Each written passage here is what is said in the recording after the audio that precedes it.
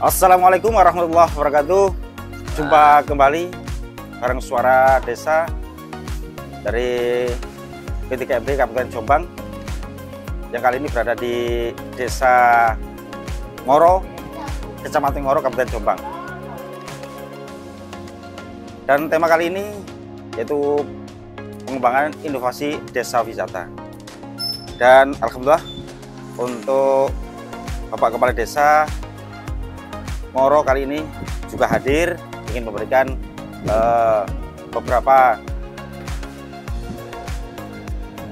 ulasan-ulasan yang akan disampaikan, yaitu Bapak DRS Edi Wijaya. Dipersilakan untuk Bapak Edi bisa yang pertama memperkenalkan diri, dan yang kedua awalnya di wisata Bengkok ini kok dinamakan wisata Bengkok, terus awalnya seperti apa? Silakan diceritakan. Terima kasih. Assalamualaikum warahmatullahi wabarakatuh. Nama saya Dr. Andes Edi Wijaya, ketepatan saya jadi Kepala Desa Ngoro. Untuk sejarah awal, alhamdulillah juga ada yang namanya turun yang namanya dana desa. Intinya kita untuk mewujudkan yang namanya desa wisata ini, kita berpikir tidak setahun 2 tahun. Karena apa? Untuk mewujudkan yang namanya wisata, tidak hanya kita membangun yang namanya fasilitas wisata, masih ada lagi yang namanya bagaimana tempat parkir yang macam-macam. Alhamdulillah, saya katakan tadi 8 tahun yang lalu ada satu pergantian karena umur, yang namanya sekdes, yang namanya kaur umum, yang namanya kaur pembabungan. Di desa itu, seluruh desa itu pasti ada di situ yang namanya Bengkok untuk yang namanya mata ulu. Nah, selama ini Bengkok mata ulu itu masuk terus yang namanya di APBDes sebagai pendapatan hasil desa. Karena sekarang ini untuk pengurusan yang namanya air itu sekarang ada yang namanya poktan di setiap dusun. Kalau setiap desa tingkatan adalah Kak Poktan. Akhirnya saya berpikir, apalagi yang namanya dusun Mancilan ini, di Desa Ngoro itu ada 5 dusun. Dusun Mancilan ini adalah dusun saya katakan yang paling terpencil, yang perlu harus digugah untuk setara dengan yang namanya dusun-dusun lain. Apalagi Desa Ngoro ini boleh dikatakan ibu kotanya Kecamatan Ngoro.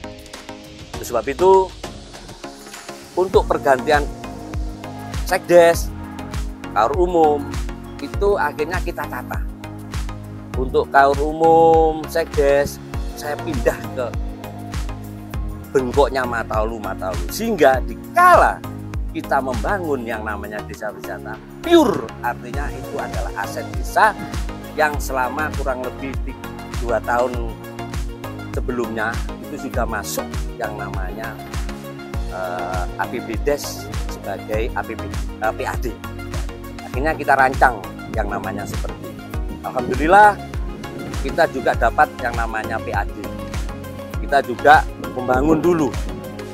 Untuk kita dapatnya PAD, kita bangun kios-kios di kota sana, ada di wilayah Dusun Pandean, ada di wilayah di Dusun Ngorolor.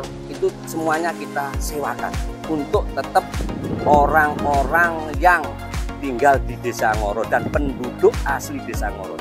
Kalau orang luar kita tidak boleh, kita manfaatkan benar-benar masyarakat yang membutuhkan di Desa Ngoro. Alhamdulillah kita dapat yang namanya PAD. PAD kita pun perlu saya berikan informasi sedikit. Alhamdulillah dengan namanya PAD sebelum artinya desa wisata kita bangun, itu kita bisa membantu yang namanya anak kuliah di Desa Ngoro dan anak benar-benar adalah anak Ngoro. Saya tidak memandang itu artinya anak itu pegawai, anaknya pegawai negeri atau pensiunan. Yang selama ini pokoknya mau kuliah, kita bantu semesterannya. Alhamdulillah sampai tahun 2022 kita bisa mengeluarkan yang namanya 8 anak sudah lulus S1. Dan tahun kemarin 2022 kita juga mensupport anak-anak yang kuliah itu sebanyak 48. Itu dari dana PAD. Karena selama ini dana DD, ADD itu tidak diperbolehkan. Seperti itu. Nah, untuk asal-usul yang namanya bengkok, apa yang saya katakan tadi, ini adalah melekat daripada jabatan. Kalau yang Jawa itu namanya bengkok.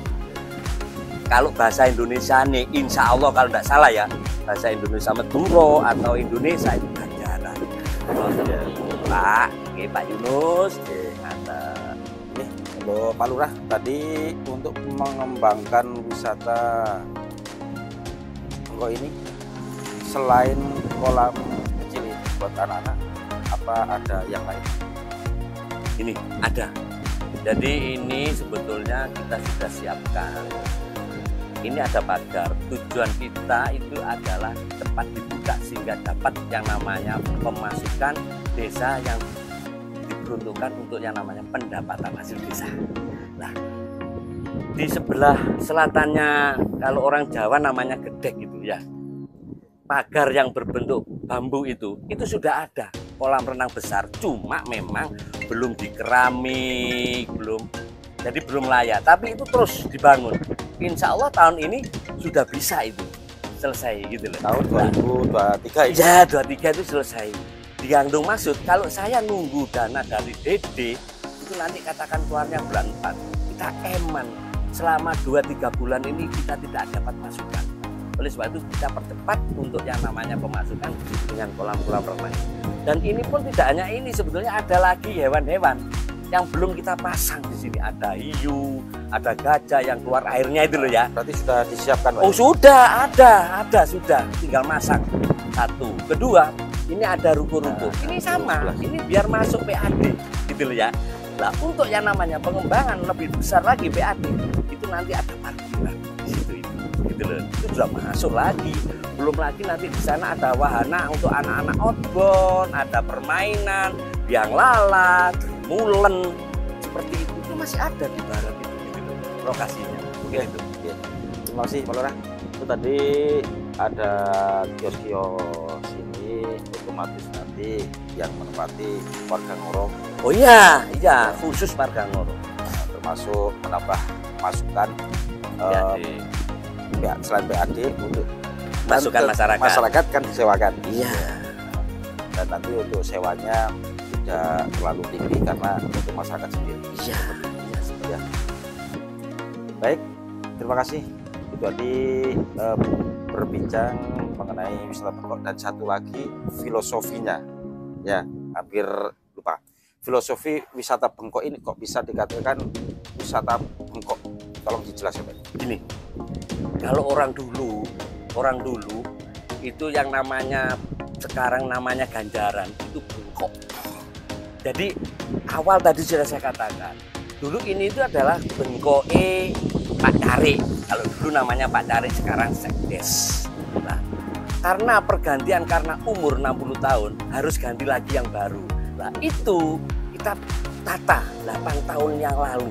Itu kita tata, oh Pak Cari ganjarannya gandung ini, tapi kita tempatkan di punyanya Mataulu, sehingga dikala kita bangun itu tidak ada jabatan yang melekat. Selama ini kita hanya sewakan untuk pemasukan yang namanya DAD, APBD.